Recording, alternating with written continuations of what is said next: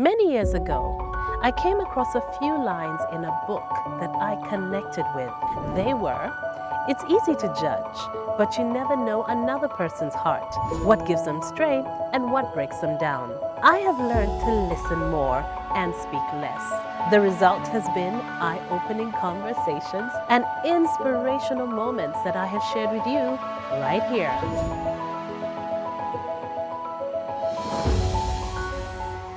Hello and welcome to Crystal One-on-One. Welcome back to the show. We are on location at Le Chateau Brasserie Belge. That's at Quality Hill Boutique Mall.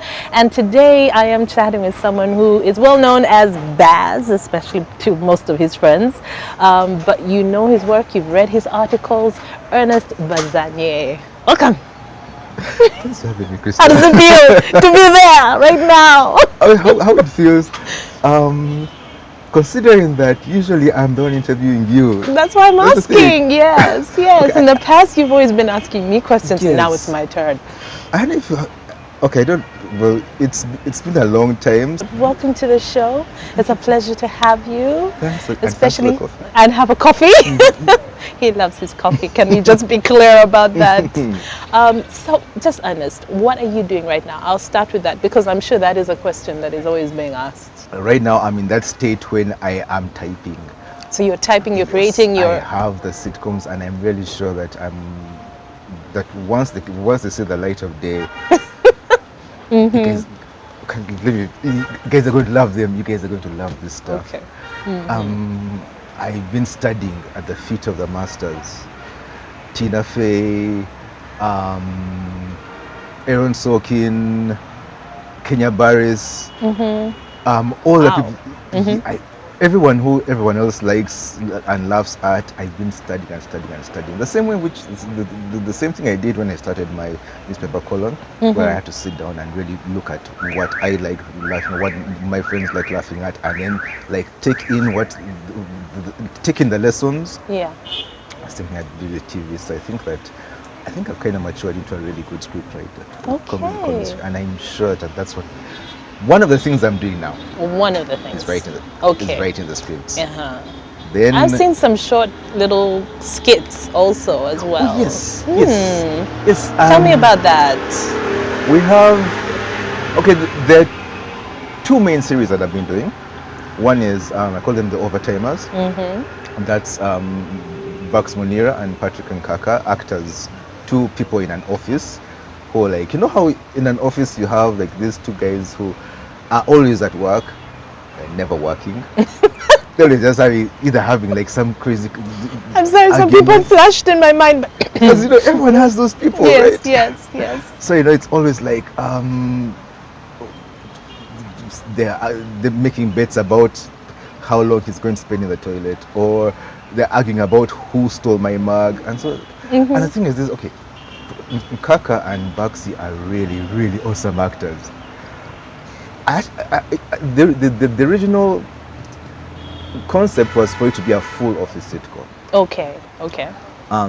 But then because I couldn't have the means, so we just cut it short and just said, okay, you know what? Since we have the script and you guys are here, I just got my little camcorder and little microphones. So if you watch them, you'll notice that it isn't very professionally shot, but it's funny as well because they're that good. But if you think about it, most shows actually start like that. Exactly. Like when I think about most of the food presenters now who are ending up on Food Network, for example, most of them had shows on YouTube. Exactly. And when you watch the first shows, you're just like, oh my God, the sound is off, the camera's all over the place. So I know that it's a work in progress, and I'm happy to always see people putting stuff out. Yes. And the content is what really helps. Yeah. Because even I myself know, because that's always rule number one. You have to think of the product as from the point of view of a fan or a viewer or a reader before you think of it as a critic or it's critics. Yeah. But I can't believe I was one myself. But Yes, you were a critic for a long time. Yes, and now, but we'll get to that. Okay. I look at it and I think that there's so many shows where I can see from what I've learned about editing, and I can see the glitches and things, but then it doesn't matter. It was funny. Like Lily Singh was hilarious, even though she did this little thing and you could see the mistake was there. She was funny and she was natural, and I loved it, and I watched it 7 times just because of that, and I see the glitch every time, but still it doesn't really matter. So, but that might also be because you're a bit of a perfectionist. I guess so. Because I do overthink a lot. I overthink things, and I hate it when I've already posted a blog post somewhere and I see the editing mistake I made. Like, you know, there's this time when like you change a sentence from he was going to be shot to they were going to shoot him. Yes. And then someone you change it, the word be remained there somewhere. And so, and I see it and I'm thinking, oh. Like, what?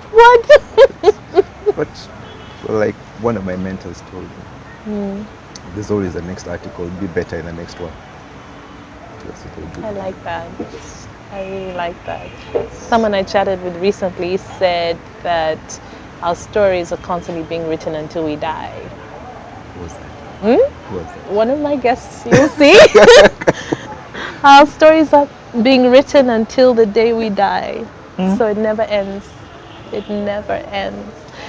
Now, you were with Vision Group all the way from internship, right? That's Yes. a long time. Yes. How many years were you there? I was there for, counting internship, second year internship, I was there for 20 years. 20 Although, years. there was 1 year when I wasn't working with New Vision. Okay. And that was when I just finished university, left Kampala, went, because I grew up in Nairobi. My mom was still working there at that time, even when I was at Makerere. So I went to Nairobi and said, I'm going to look for a job in Nairobi. I'm going to look for a job in advertising. Because what I wanted to do was get something to pay the bills while I write the great African novel. I wanted to be Chimamanda, I wanted to be Jennifer Makumbi, I wanted to write that, I wanted to be that person. So I type up a few application letters, mail them off, because those days it was mail, and sit down in front of the TV and wait. Yes. Until like 6 months later, my mom comes back and said, what, you supposed to be looking for a job? And me, okay, I'm watching TV, I'm saying, I'm waiting to hear back from them. He said, you left a job in Kampala and you're here watching my TV, go. And that's what happened. I like your mom. Yes, she just kicked me out. She just got me some money and said that pack your things, tomorrow you're going to buy a bus ticket and you're flying back. Okay. Well, not flying back, because on a bus, but you're going back. Yeah. So were you born in Nairobi then? No, I was born here, but You were I born left. here. I left. I was actually born.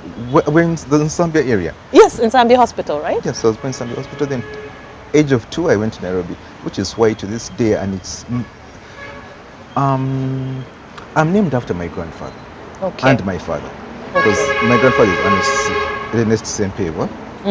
Okay. He was PA of Kabaka Mutesa and also personal tutor. Okay. I mean, he's also the guy who, actually call him the guy, he's my grandfather. The Ernest is the person who was one of the people who headed the translation of the Bible into Luganda. I mean, he is such a linguist. Wow. I mean, his Luganda is amazing. You know how it's not, there's Luganda which you just speak and understand and comprehend.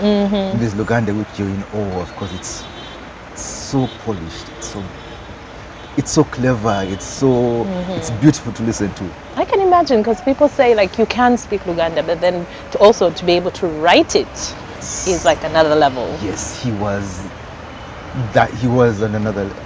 Then my dad, Edward Bazanye, because Bazanye is actually my middle name. Okay. Because I got it from my dad. Is also like a genius speaker of both English and Luganda. And then here comes me, who my Luganda is really pedestrian. And that's because Because you grew up in Nairobi. I only settled in Kampala when I was 20. Ah. And that's when I had to actually start using Luganda regularly. Okay, yes. So it's kind of an embarrassment to my heritage.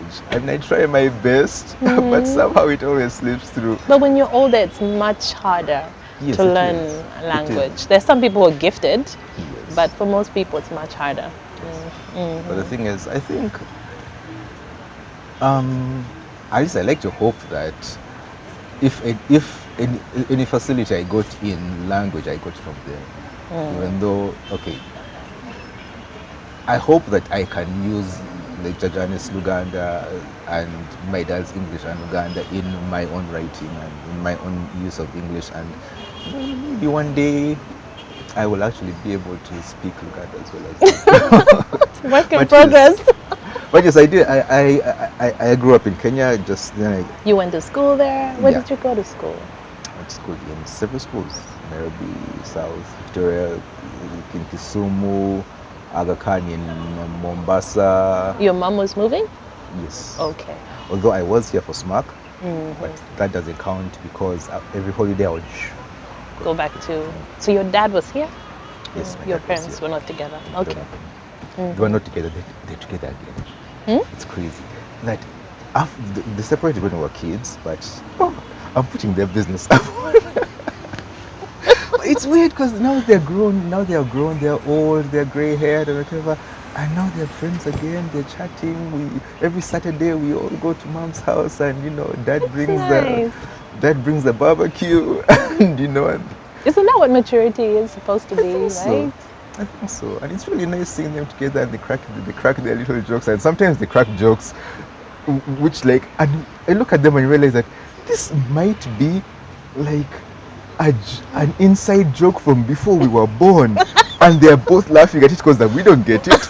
You're just like, what? And these old people are just there like, But it's very, it's really moving thing to see your parents together when they're old, because you don't just see, especially if it's the whole family, like them, us, me and my sisters, and my sister's kids, and you start noticing where stuff like the nieces are doing something, and you can see, oh my gosh, that's where I see where they got it from. Yeah, I have a nephew who walks just like my father. Uh-huh. And talks just like my father. Well, his mom is like, okay. Yeah. My niece, she's kind of a genius. Okay. She'll kill me if I say her name, but she'll watch us and know which other niece of mine is going to LSE right after Trinity College the Trinity College in America, the big one. I'm not saying this one is not that one. Yeah, there he is. Yes, I'm just saying, Chick is a genius. She is. And so I was hanging out with her yesterday. We went to watch Hobbs and Shaw, and she would say things about notice things like, oh, mathematics, oh, science and physics. So this is totally my dad. Because he's such a math geek. I said, this is totally him. That's pretty cool. So you're close to your nieces? Are they nephews too? I don't have any nephews. I have 2 nieces. Okay, and you said sisters? Yes. Just sisters? Okay. I've been surrounded by women my whole life. Yeah. Because even my cousins, I don't know, it's aunts, female cousins, nieces, sisters. That's it. Wow. I have two male cousins, but I didn't. No, okay. I have 2 male cousins who would come in once in a while. But you used to spend most of your time with women. I have a few other male cousins, but the ones who I would say that, because the ones who would come to Kenya to visit, well, I've got the 2 of them. Okay, 3 if you count Ivan, but Ivan didn't come over as much as Ernest and Bob. Ken was very young, so I don't think there's. Have you ever thought about that before? That you've really grown up around women that much? I have thought about it a lot, and I think. Do you think it has impacted you? very much. I How? didn't realize it at first. Okay, first of all, there is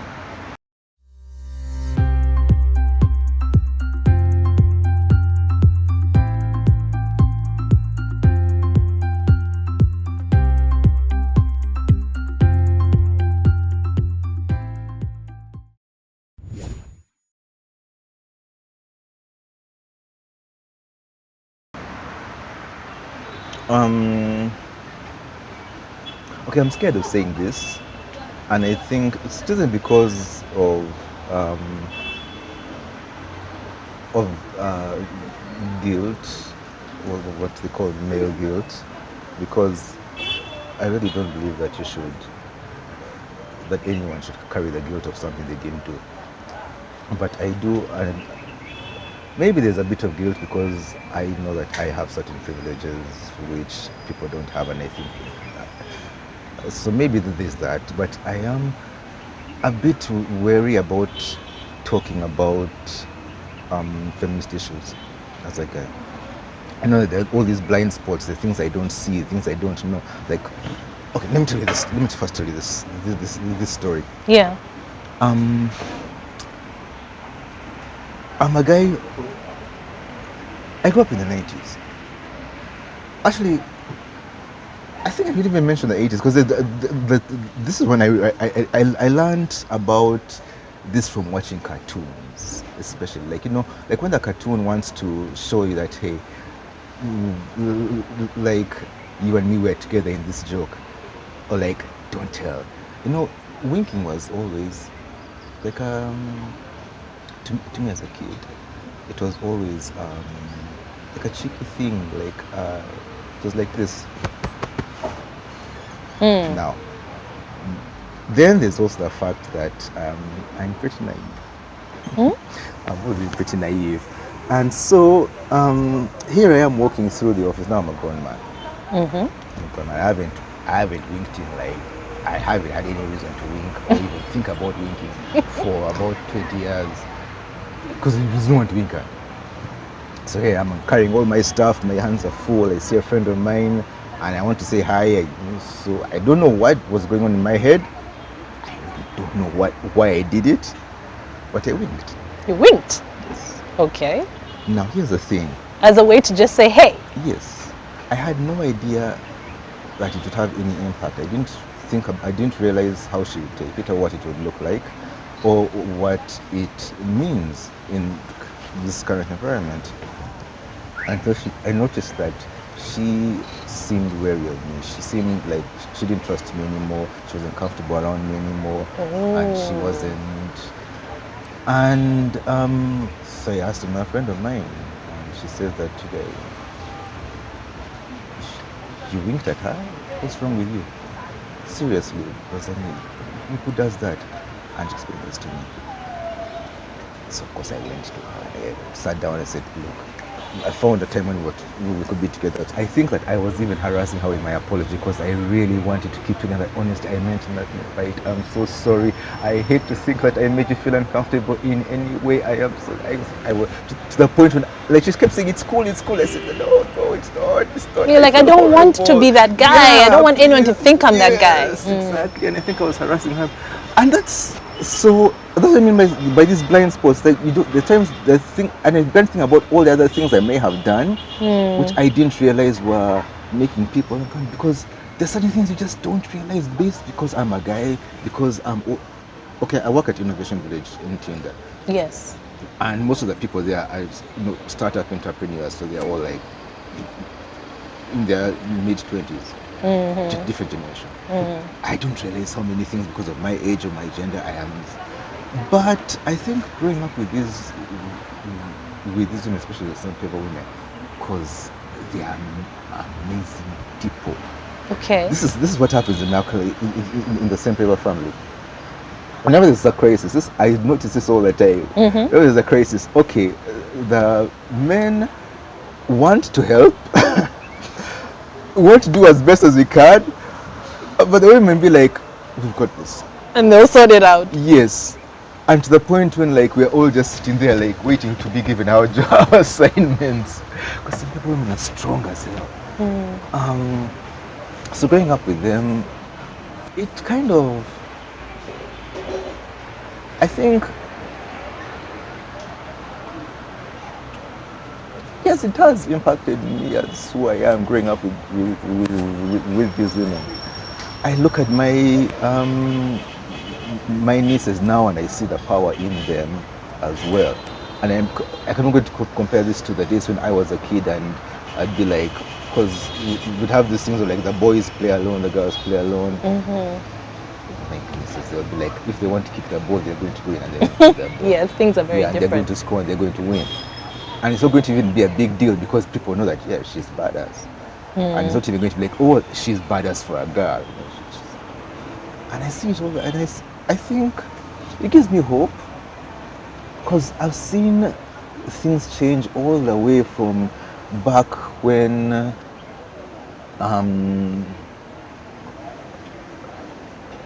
it was such a big deal to see that female CEO to that now it happens, and like, no, she's one of very many. Why not? Yeah, exactly.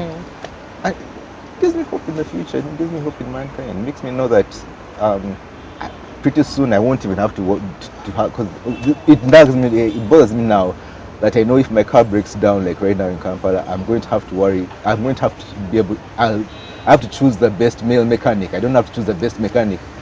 I'm in a time when like I know that I'm going to be the best mechanic, whether she's with a man or a woman. Because I know that's there's a woman somewhere who has got into engineering. She went to second market. She mastered the game, and now so I'll get the best. Right. So you are a feminist. You're worried about talking about feminist issues, but you are a feminist in your way. Yeah, no choice. But you know what you talked about, the winking? I think that's so relevant today because things have really changed. I think about back in the day when small things, even just courtesies from men, someone to hold the small of your back or your elbow, or you're stepping down and someone would give you their hand. Yes. Yes, it used to happen. Yes, those are things that you don't see now so much. And also because you're never really sure. I mean, and I totally understand men who are very wary now and are very careful because you're never really sure how it will be interpreted. I think the lesson we get from this is that unless you have some kind of relationship with that person and you understand each other, boundaries, exactly. That's the thing. It's safer to just respect and give space. So much that, and this is the thing I think that a lot of us guys need to get, because sometimes a guy is going to do something and then he's going to get defensive when you tell him that listen, what you did was wrong. But listen, whether it's harassment or not doesn't depend on whether you intended to harass someone or not. It doesn't depend on your intention. It depends on how she felt. Even if you were just opening that door for her because you feel you want to be a gentleman, if she felt harassed, you shouldn't have opened the door for her. Apologize and learn your lesson. I mean, if there's such a thing as a man thing to do, which I don't really believe in anymore. I don't think that, because this is the thing. The qualities which which classically are considered manly qualities, like courage, valor, strength, or resolve, and whatever. Anyone can do those. Yeah. So I don't think there's any such thing as like. I mean, you want to be chivalrous. You know what? I kind of like it when a lady opens the door for me. I kind of feel like, because I know that when I do it for someone, it isn't so much because I think I'm trying to score points. It's because they say, okay, you've got your bags, whatever, and this is my way of showing you that, hey, I want you to feel comfortable. I want you to feel special. So when someone opens the door for me, I feel the same way. Someone once told me that if, for example, someone opens the door for you, as a woman, you can reciprocate by holding the door open for them.